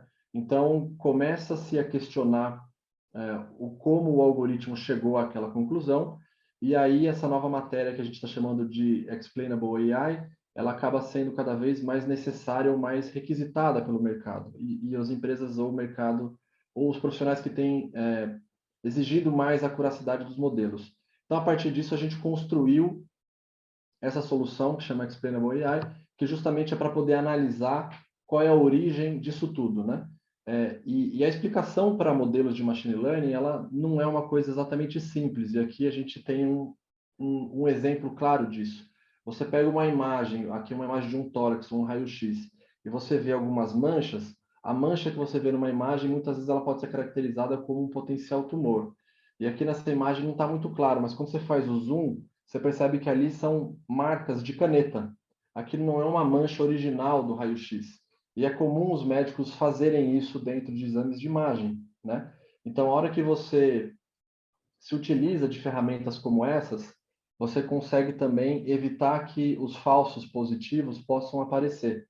porque ele te auxilia muito mais e melhor, de forma acurada, a detecção de problemas de dados, né? Porque isso, às vezes, eles viciam ou treinam de maneira equivocada os modelos que estão sendo utilizados, tá?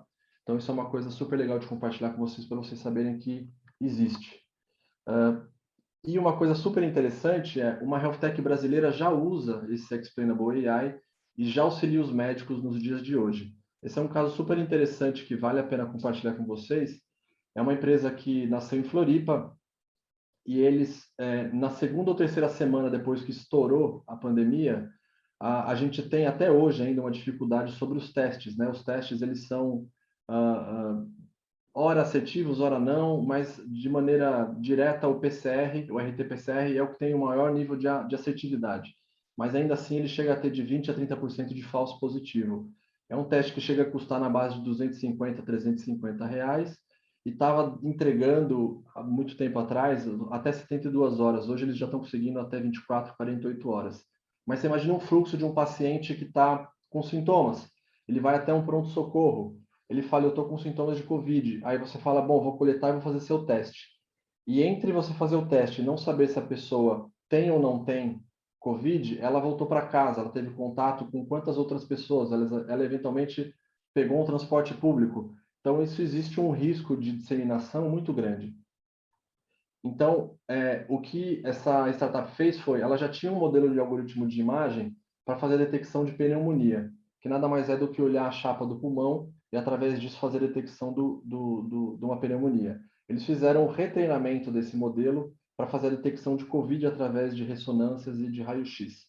Então, eles conseguem, em menos de 10 minutos, com 95% de acuracidade, fazer a detecção do Covid. Obviamente, pelos protocolos da OMS, não é permitido você usar um exame de raio-x para fazer a detecção precisa. Mas um exame de raio-x ele é muito mais barato, muito mais rápido e tem em todos os hospitais e centros médicos e clínicos para você poder fazer. Então, no momento onde você está com uma suspeita de e chega num pronto-socorro, um dos protocolos que foi adotado por muitos hospitais que utilizam essa solução é, em 10 a 20 minutos eu consigo fazer uma triagem do potencial risco de você ter um Covid através dessa imagem ou desse raio-x de pulmão. Que isso é muito rápido de se fazer, de se coletar. E a partir disso eu já consigo te colocar num protocolo de quarentena para evitar que você possa disseminar essa doença para outras regiões ou para outras pessoas, né? Então esse é um exemplo onde a gente aplicou esse algoritmo para poder fazer a detecção mais rápida, mais barata e mais assertiva. E além disso, os médicos pediram que a gente aplicasse essa nova matéria que eu contei para vocês do Explainable AI, que é justamente entender no mapa de calor. E aqui em cima você consegue, na prioridade baixa e alta, fazer o mapa de calor ficar mais quente ou mais frio, perceber exatamente quais regiões da imagem o algoritmo detectou que existia ou não existia um câncer não, as manchas que caracterizam o Covid, tá? Então, isso é um exemplo super relevante, super interessante que foi feito com uma startup brasileira. Então, a gente também não precisa achar que no Brasil não se fazem coisas grandes, né? E aí eu separei algumas outras coisas na linha mais de pesquisa. Algumas já estão mais maduras, outras ainda em acontecimento. Mas a gente tem visto que nos últimos anos, obviamente, a inteligência artificial tem mostrado um grande potencial, em especial para a área da medicina. E uma das coisas que a gente tem visto de maneira muito intensa é como que a gente ajuda, né? Um dos nossos principais objetivos é ajudar. Então, ajudar radiologistas, ajudar médicos, ajudar especialistas a conseguir trabalhar melhor, a trabalhar com mais certeza, porque é muito comum, pela dificuldade ou pela sutileza de alguns sintomas e doenças, que 2 ou 3 médicos deem diagnósticos diferentes para a mesma doença, né? Então, a ideia é simplificar tarefas corriqueiras que geralmente tomam muito tempo dos profissionais da saúde. Uma das coisas que foi feita foi essa ampliação, né? Então, essa coisa da visão, a visão humana ela também é limitada, só que a hora que a gente digitaliza alguns exames, você consegue ter um nível de zoom muito preciso para poder fazer identificação. A gente vai mostrar em alguns slides mais adiante isso. Mas a gente também consegue ajudar na extensão disso, né? Então, esse é um caso super interessante, onde você consegue descobrir pela pressão de sangue numa imagem de retina, ou do fundo da retina, o potencial risco dessa pessoa ficar cega, né? Então, esse daqui é um caso na Índia que foi feito, E aí isso, a gente tem um paralelo similar pelo volume e pela falta de profissionais de saúde, né? A Índia é um caso onde faltam quase 130 mil oftalmologistas, né? Faltam para poder analisar a população. E qual que é o impacto disso? É que 45% dessas pessoas, elas perdem a visão antes de um diagnóstico. Essa é uma doença talvez não conhecida, mas ela é muito corriqueira para determinadas regiões ou faixas etárias, né? Ela chama retinopatia diabética, né? A retinopatia diabética, ela é uma doença silenciosa e às vezes com um exame regular ou simples você consegue perceber isso. Então a gente vê aqui que isso pode ser feito, inclusive eles fizeram adaptação para você conseguir tirar foto através da câmera do seu celular. Então você consegue pegar a câmera do celular, tirar uma foto do fundo da tua retina e essa é uma imagem que representa isso. O que o algoritmo, o que a solução ajudou a fazer isso de maneira mais rápida e assertiva baseado no cruzamento de dados, de idade, sexo e risco vascular, você consegue perceber pequenas hemorragias, os sinais de hemorragia, na imagem do fundo da retina. E esse é o sintoma principal para que a pessoa possa desencadear a retinopatia diabética e perder a sua visão por completo. Só que se você fizer isso de maneira rotineira ou precoce, é muito fácil você tratar esse tipo de doença. Então, esse é um caso clássico onde a inteligência artificial, através de computer vision, conseguiu auxiliar de forma escalável a uma região que é super populada e tinha dificuldade de construir isso, tá? E, de novo, a ideia é poder auxiliar as pessoas que estão carentes, né? Aqui é uma ideia sobre a disciplina de patologia digital em específico, que foi construído um modelo, numa pesquisa, um algoritmo que foi feito, ele chegou a ter 89% de acuracidade para fazer detecção de câncer metastático, né? Que é a hora que você tem metástase e aí aquilo, sim, tem um potencial enorme de atingir todo o organismo humano, tá? E a ideia aqui é justamente fazer um benchmark entre os melhores patologistas da academia que fizeram parte desse estudo. Eles chegaram a ter uma acuracidade de 73% dentro desse treinamento, desse benchmark, e o modelo já conseguiu ter uma performance próxima de 90%. Então, a gente consegue ver que quando bem treinado, quando bem feito e trabalhado, a gente consegue, de fato, auxiliar muitas soluções e muitas pessoas que têm que lidar com esse tipo de doença ou dificuldade, tá? Uma das coisas que a gente tem desenvolvido muito forte é justamente aumentar o potencial de visualizar o universo de patologia, tá? Essas imagens que a gente tem aqui na tela de 4, 10, 20 ou 40x é o que a gente chama de patologia digital. É quando você faz um exame, você consegue digitalizar ele são, dentro do microscópio, são aquelas lâminas, né? Você consegue digitalizar isso e na digitalização você consegue ter zoom na escala de 40x. E a hora que você faz um zoom na escala de 40x, você consegue ter um nível de aproximação que o olho humano seria incapaz de fazer. Mas a gente trabalhando com um visual aí mais preciso e aumentado, você chega a esse nível de precisão, onde você consegue determinar padrões e regiões que caracterizam potenciais tumores, né? E aí, para vocês terem ideia, a gente tem um vídeo aqui, ele não tem áudio, é uma solução que a gente construiu justamente para poder fazer análise de patologia digital. Obviamente, se tiver algum médico aqui, um patologista, ele vai reconhecer isso. Você consegue dar zoom nessa imagem até 40x e você tem um algoritmo de AI para computer vision, que é o momento que você faz essa seleção de um quadrado, falar, eu quero procurar imagens que sejam relacionadas ou similares a essa.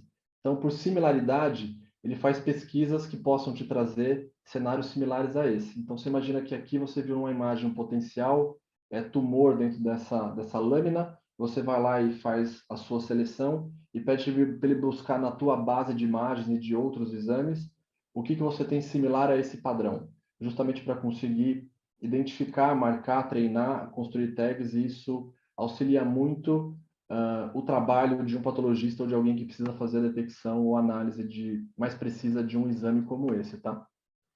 São soluções que estão sendo construídas e disponibilizadas, tá bom? Aqui na verdade é o mesmo vídeo, né? No final do dia que eu apertei aqui, ele voltou. E aí eu dei o exemplo dessas soluções todas e preferi fazer isso um pouco mais rápido, talvez para responder perguntas em cima do que seja interessante ou viável para vocês.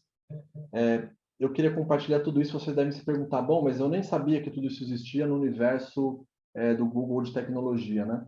De fato, o Google não é só o Google, para muitos que já devem saber, ele pertence a uma holding que chama Alphabet, mas o que é legal vocês saberem é que dentro dessa camada de outros investimentos, a gente tem duas empresas que são muito relevantes, que é a Calico, ela trabalha muito em cima de pesquisa de longevidade humana, ou seja, só pesquisa e desenvolvimento para descobrir como aumentar a expectativa de vida de 30, 40 anos da raça humana, e a Verily, que trabalha muito próximo à indústria farmacêutica de bem-estar para conseguir melhorar a qualidade de vida, né? Então, eles constroem dispositivos que monitoram fralda de bebês, até câmeras com inteligência artificial, entre outras muitas soluções.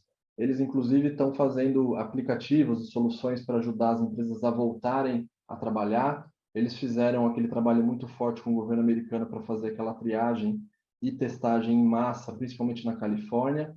Então, são áreas que são profissionais médicos que também trabalham com tecnologia, né? Então, eu tenho apresentado aqui um pouco dos dois universos, mas é para mostrar que existem outros negócios que acabam cruzando a área da saúde, onde a gente abraça isso para justamente causar mais impacto e tentar ajudar toda a sociedade que tem passado por isso, tá?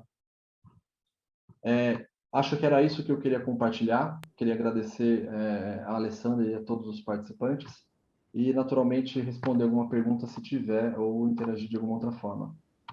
Sim, Maurício. O Jacques Zanon pergunta: XAI, Shai, seria semelhante ao conceito de black box em machine learning? Não, na verdade, o XAI, o Explainable AI, ele justamente tenta explicar o que foi feito dentro da caixa preta, né?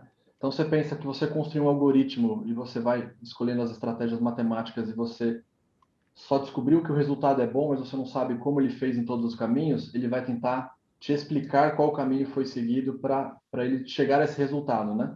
Então, no caso de uma imagem médica, ao invés dele só falar, aqui eu vejo nesse raio-x que esse paciente tem 83% de chance de ter COVID.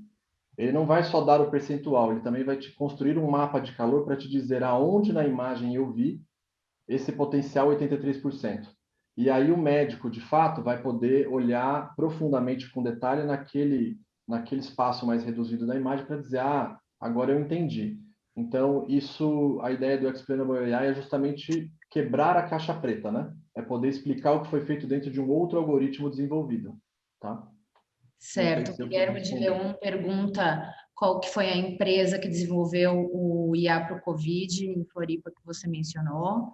E a seguir o Luiz Ortiz pergunta: como está o uso da computação quântica na saúde, em especial nas questões genômicas e simulação da evolução da pandemia? Tá. A empresa que desenvolveu isso, ela chama Portal Telemedicina, tá? Portal Telemedicina, tudo junto. É uma empresa brasileira, 100% brasileira, eles já têm, acho que, 6, 7 anos de vida, e eles têm apresentado uma evolução muito interessante. Eles, como uma health tech, uma startup de fato, eles não são uma empresa de saúde, né? Eles são uma empresa que usam tecnologia para causar impacto na saúde. Então, vocês todos já devem ter sido impactados por eles, mas eles trabalham só B2B. Então, eles já atendem muitos hospitais, planos de saúde, Unimedes e ao redor do mundo. Então, é legal vocês saberem. Sobre a parte de computação quântica, não existe nada de fato no universo prático sendo feito, tá? Porque ainda é uma matéria muito recente. Existe uma corrida tecnológica, eu acho, super saudável. A IBM já está há muitos anos fazendo isso, o Google também, Microsoft, mas ainda é uma classe muito específica de computação e de processamento que não pôde chegar numa análise clínica, numa descoberta de drogas. Então, ainda se utiliza muito de GPUs ou de TPUs, hardwares mais especializados para poder fazer a descoberta de novas drogas, né? Então, acho que o universo da saúde, ou farmacêuticos, eles podem explorar muito o que já existe de tecnologia antes de achar que só a computação quântica vai resolver isso. De fato, para a parte genômica, é bem mais delicado, porque o cruzamento de moléculas, de proteínas e as simulações todas que podem ser construídas a partir disso, elas são inúmeras, né? E aí, nesse cenário, eu concordo que a computação quântica, quando puder ser aplicada a isso, eu acho que vai ser revolucionário, né? Eu acho que junto com o blockchain é uma das grandes tecnologias que vão mudar como a internet mudou nos próximos anos para a gente. Mas, infelizmente, eu particularmente não vejo ou não sei de algo mais maduro para a parte de computação quântica. Ok, a Lia pergunta qual a maior demanda que os médicos têm com relação à IA, como eles gostariam de ser ajudados e quais ferramentas sugeridas eles imaginam. É que a pergunta é um pouco ampla, porque médicos existem vários tipos, né? Mas eu vou categorizar algumas delas, né? Os médicos eles precisam de muito auxílio nas plataformas tecnológicas, porque hoje, quando um médico te atende, ele tem que entrar num sistema e fazer o que eles chamam de prontuário eletrônico. Então, prontuário eletrônico, ele vai lá num sisteminha. Então, vou te dar um exemplo, né? Você foi no Sírio-Libanês e você fez um exame no Fleury. Aí você vai lá no Sírio, ele pede o teu exame, aí ele pega o teu exame, vai lá no site do Fleury, baixa, ele vê o resultado e imputa lá no sistema do Sírio. Eles têm muitas dificuldades sistêmicas, que pode parecer uma coisa super simples, mas não é. Para o mundo médico, eles não são tecnologicamente ultra avançados. Então, ainda são sistemas, alguns legados, eles são desconectados, não existe uma padronização, não existe um intercâmbio de informações entre eles. Então, eu acho que essa é uma coisa que é uma grande dificuldade para o médico, de fato, eu poder ter um sistema único, confiável, onde todas as informações do meu paciente estejam lá. Então, ele é o meu prontuário único do cliente. E porque esse mesmo médico, ele pode ir, ele trabalha em vários hospitais, aí do Sírio ele vai para o Einstein, aí ele vai atender um outro, ou o mesmo profissional, e ele não tem o mesmo histórico, porque ficou preso no outro sistema, né? Esse é um problema muito corriqueiro e comum. A outra coisa que eu vejo que eles precisam alguns médicos mais da vanguarda, da velha geração, da velha geração eles têm alguma restrição com a tecnologia, mas o pessoal mais novo, eles estão mais adeptos, né?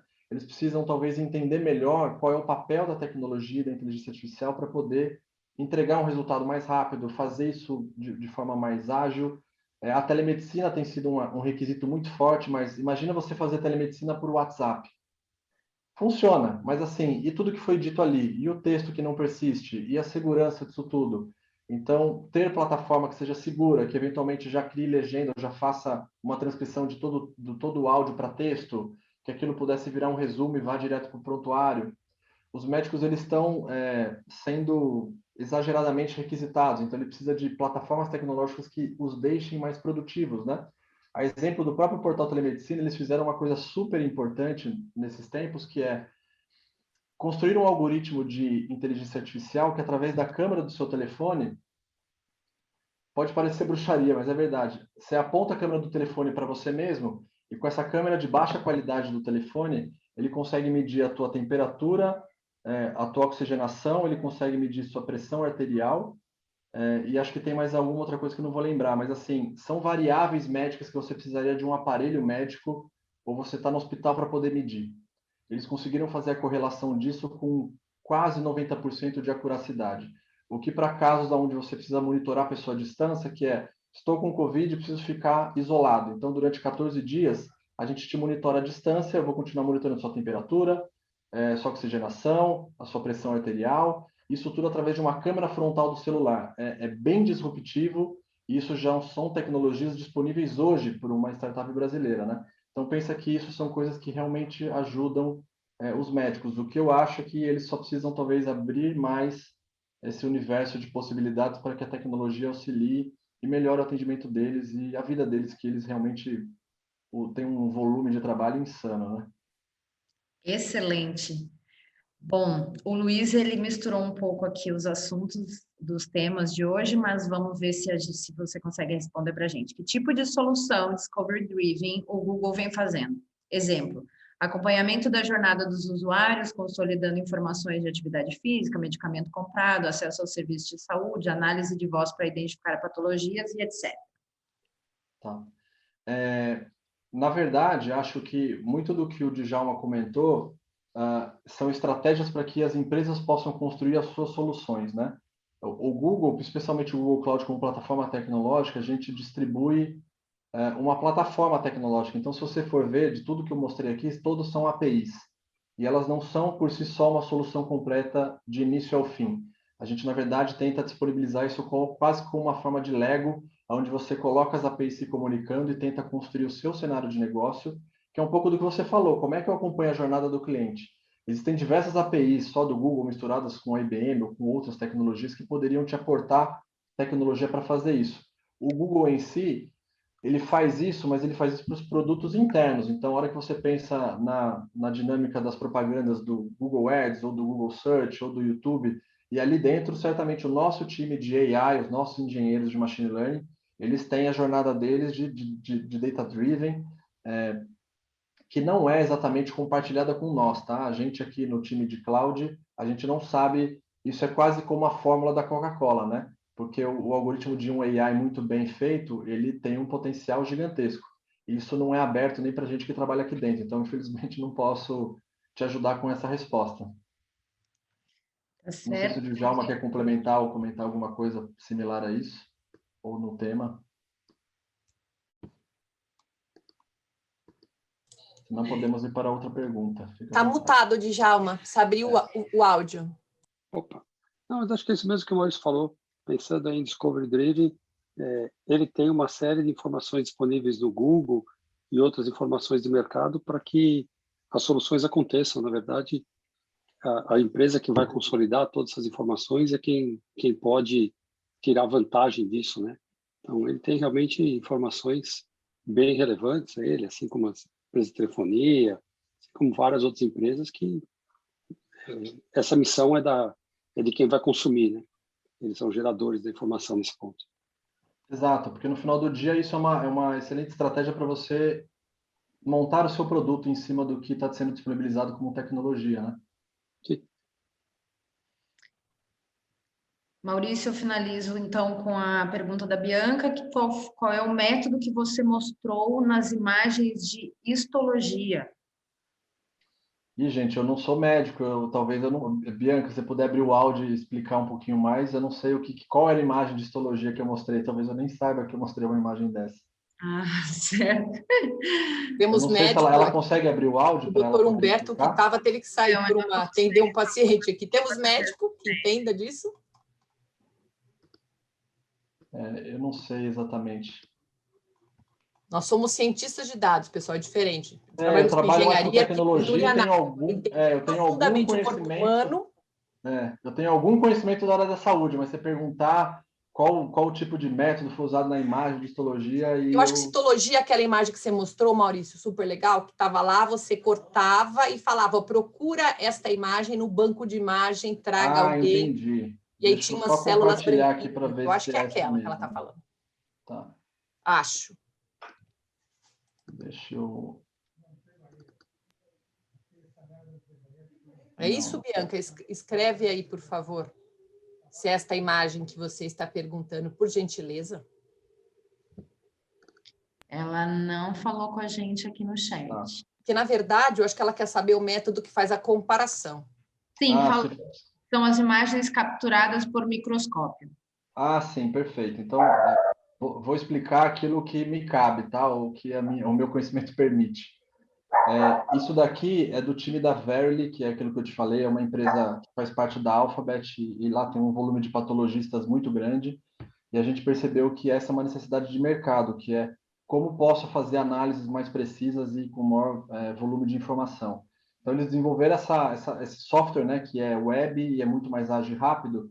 E, na verdade, o que ele faz aqui ele usa um algoritmo de AI que é de comparação, de similaridade de imagem. Então, obviamente, o algoritmo pode parecer simples, que ele só valida a similaridade, mas ele é complexo porque ele faz a busca na hora, né? Então, pensa que você seleciona uma imagem e ele busca aquilo, faz um zoom e vai no teu banco de imagens e tenta buscar todas as imagens similares a essa. Então, basicamente, ele usou uma estratégia de similaridade de imagens, tá? Não é... A estratégia é simples, mas a construção é complexa. E essa é uma plataforma que deve ser disponibilizada no segundo semestre desse ano. A gente deve abrir isso, tá até na camada de pesquisas, porque isso originalmente nem era para ser um produto. Isso fazia parte exclusivamente da área de pesquisas médicas dentro da empresa, e aí eles perceberam que existe um apelo muito forte por soluções dessa linha, porque ao momento que você está navegando nessas imagens, ele já pode começar a identificar e te alertar sobre potenciais riscos de tumores, mas você também pode fazer a pesquisa customizada. E ao momento que você identifica, você também já pode fazendo os labels para que isso gere um treinamento ou um retreinamento de modelo para o seu próprio algoritmo, tá? Então, tentando detalhar um pouquinho mais do caso, acho que eu tentei cobrir a sua pergunta, tá? Mas se eu não pude, infelizmente, eu também tenho algumas limitações. Certo. O Luiz Ortiz compartilhou com o Djalma e o Maurício um link da AWS nos Estados Unidos, começou com a plataforma própria de saúde, certamente a IBM e o Google estão olhando isso, então o link está ali no chat. Professora, eu terminei por aqui. Maravilha, que bom. Muito obrigada, pessoal, nossos alunos que entraram, que colaboraram, fizeram as questões. Muito obrigada pela gentileza, Djalma, muito obrigada pela gentileza, Maurício. Eu gostei muito, aprendi muito com vocês, realmente foi incrível. E espero contar com vocês no futuro próximo em outro evento do Labdata. Muito obrigada, pessoal. Boa noite a todos. Obrigada. Agradecemos. Boa noite, até mais. Tchau. Tchau, tchau. Esse evento foi gravado, você pode reviver, revisitar esse tema em até 2 dias lá no nosso canal FIA Business School. Qualquer dúvida, mande um e-mail para o meu e-mail, eventos@fia.com.br. Nos vemos nas redes da FIA e uma boa noite a todos.